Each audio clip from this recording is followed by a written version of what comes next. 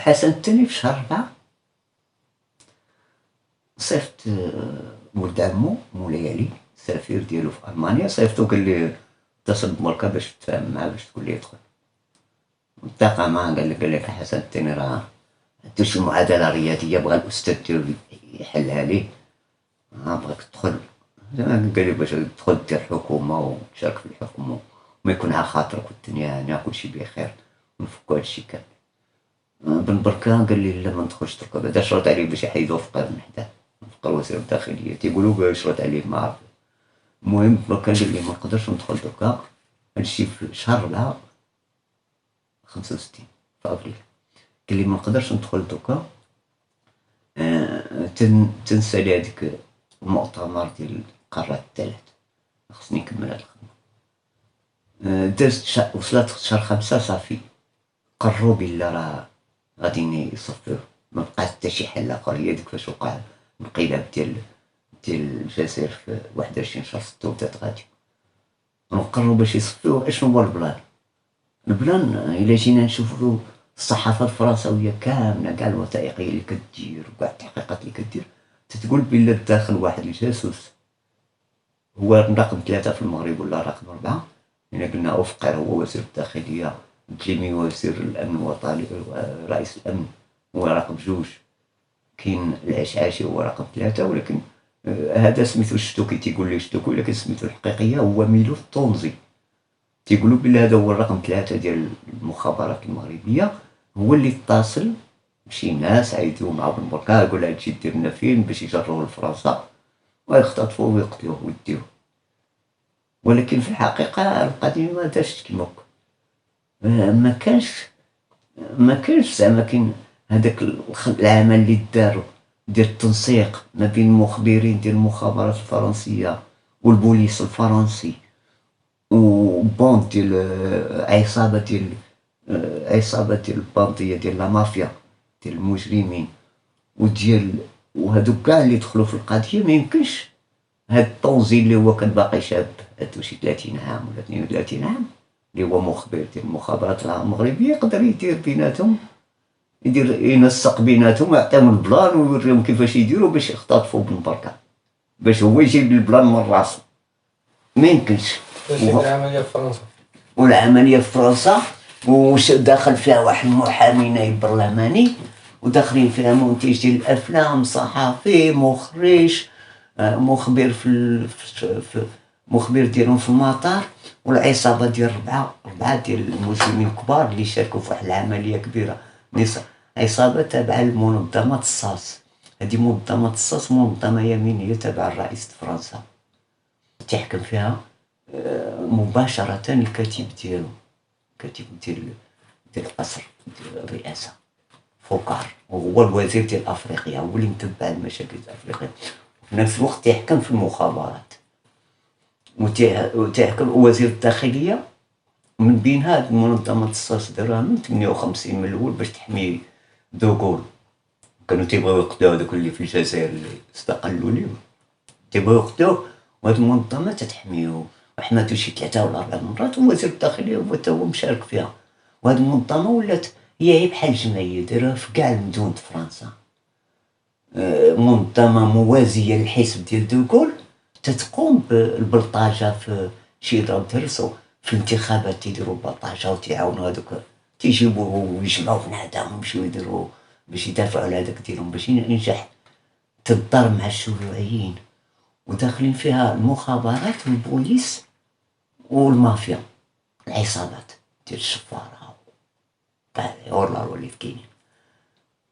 هاد العصابه منهم عندهم هادي تكون عندهم واحد لاكارت، واحد البطاقه ديال الجمعيه فيها هذيك بحال الخط احمر زرق صفر ديال الدوله، وهذيك فاش تكون عندك لاكارت ما تيجيوش مع البوليس.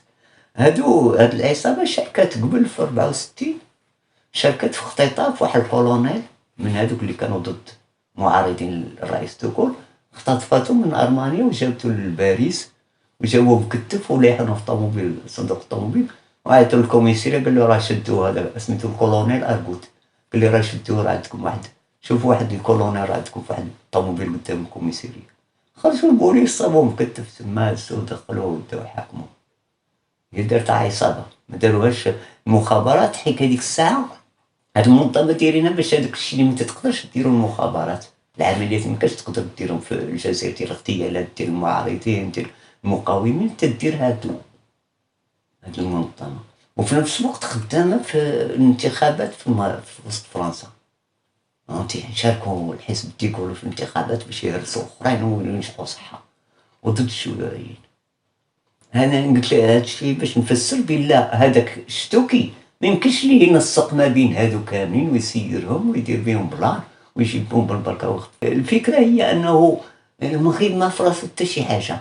وزير الداخليه المغربي وفقار اللي هو صافي قلنا دايرين خليه مع السيا باش يدبروا بن بركه كيفاش يغبروه.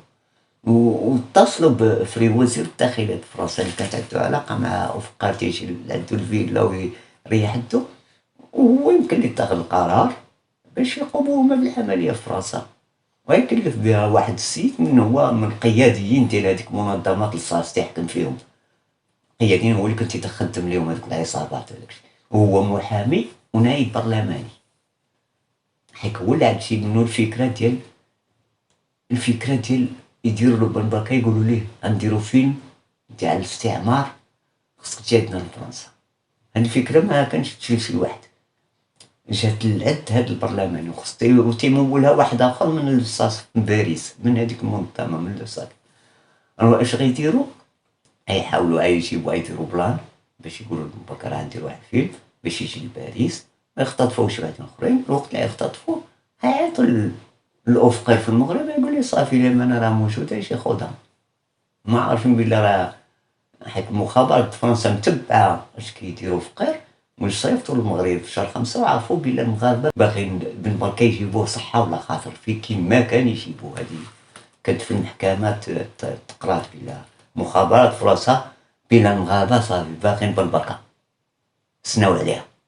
اش دارت فرنسا؟ مادام نتوما باغيين بن بركه وهما تيتعاونوا بعضياتهم، وفي الصالح فرنسا حتى هي اللي دوله استعماريه باش يحيدوا بن بركه من الطريق، حنا نديرو لكم خديمه صافي كلوا هانين. هذه فكرتني في ديال À l'épreuve des faits, cette version ne tient pas. Oufkir et Dlimi n'étaient pas présents sur le territoire français le jour de l'enlèvement. En fait, ils ne sont arrivés en France que 24 heures plus tard. C'est cette mort qui fait venir en France Oufkir, car je pense que Oufkir n'était pas prévu si tôt en France. Il vient en fin de compte, comme Dlimi d'ailleurs, ils viennent effacer l'épreuve de l'enlèvement en tout cas. Du moins, ils viennent pour brouiller les pistes et surtout négocier avec les autorités françaises pour que ça reste un secret d'État. حيت البلان داروا لو مارشون، داروا النائب البرلماني اللي قريب لوزير الداخليه، ومن بعد راه تقال الامر جا من الفوق من عند هذاك فوكار النائب ديال ديغول ومن وزير الداخليه، بجوج هما اللي عطاو الامر يتخطف بالبركه. Dans la presse, les révélations se suivent et elles incriminent désormais le secrétariat général de l'Élysée et le cabinet du ministre de l'Intérieur. De son côté, l'opposition s'empare de l'affaire pour dénoncer le spectre d'un système politico-policier. Salle de la Mutualité, Paris, 25 janvier 1966. C'est devant un parterre comble et à l'invitation de l'Organisation de la Ligue des droits de l'homme que les principaux représentants de la gauche se retrouvent pour débattre de l'affaire. Derrière eux, sur l'estrade, flotte une banderole sur laquelle est inscrite cette phrase « La vérité pour Ben Barka ». François Mitterrand, auréolé de son accession au deuxième tour devant le général, déclare « L'enlèvement de M. Ben Barka porte une atteinte grave au renom de notre pays. S'il est, comme je le souhaite, retrouvé vivant, il appartiendra au général de Gaulle et à son gouvernement d'exiger de ceux qui le détiennent son immédiate libération. Si M. Ben Barka a été assassiné, il conviendra de sanctionner sévèrement la faiblesse, sinon la complicité des services de police qui dépendent soit de l'autorité de M. le Premier ministre, soit de M. le ministre de l'Intérieur. » Devant une salle galvanisée, c'est Claude Fusier de la SFIO, l'ancêtre du PS, qui conclut « Ainsi, en France, à l'automne 1965, des policiers chevronnés considèrent comme tout à fait naturel, comme tout à fait normal, qu'un secrétaire général de la présidence de la République et qu'un directeur du cabinet du ministre de l'Intérieur donne l'ordre d'arrêter sans mandat un homme politique étranger, de l'enfermer dans une maison privée et de le laisser à la garde de gangsters. وهادشي اللي باغا اللي خدامين فيه الصحافه تطمسو كتدخل هذاك شتوكي راه هو اللي مشى عند هادو قال لهم طران باش يفسروا شكون اللي بدا العمليه وصافي راه جا من دركا وخطفوه وعطاوه للمغاربه. وهي اللاحق تما فين كاين العقده، شكون اللي عطى الامر لهذاك باش يمشي يخطف بن بركه؟ فرنسا، هذاك اللي خدام مع المخابرات الفرنسيه وهذوك جوج بوليس فرنساويين، شكون اللي عطاهم الامر باش يمشيو يخطفوا بن بركه؟ غتقولوا لنا شتوكي رقم 4 في المخابرات المغربيه، ما يمكنش هذاك عنده 32 عام باقي صغير تيمشي مخبر، هذاك من كيفاش بغى يدير يمشي يجيب بلان كاع على قدو، يجيبوا النائب البرلماني واللي هو من القياديين ديال الصاك ويجي يعطيه هو بلان يوريه كيفاش يدير بن بركه باش يجيبو. الصحافه الفرنساويه لصقاتها في شتوكي وتهنات، تيقولوا واحد السيد ميستيريو ما معروفش مجهول اسمه شتوكي هو اللي دار هادشي كامل، هو اللي نسق وجاب وجا ودوا مع المخبر دور معاه ودوا مع دوك الجوج بوليس دور معاهم ومشاو شدوا ليه بن بركه وجاو في قيرو وعطاو ليه وراه داو المغرب.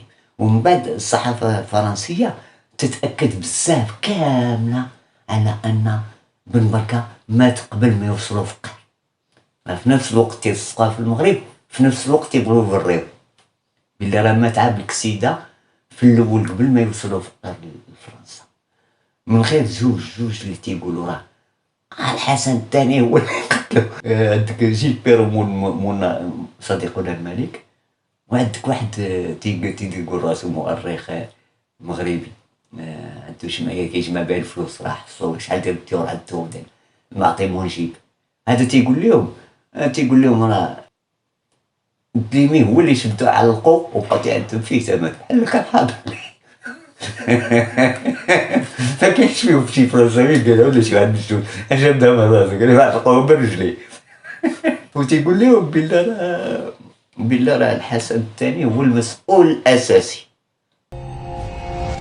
Mais rien, absolument rien, n'indique que le contre-espionnage et la police, en tant que telle, dans leur ensemble, ait connu l'opération et à plus forte raison qu'il l'ait couverte. Au contraire.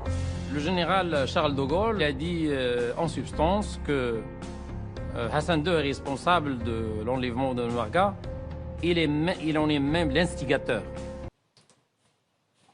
حنا كانوا تيبان لنا بلا السي اي ا وفرنسا هي المسؤوله الاساسيه.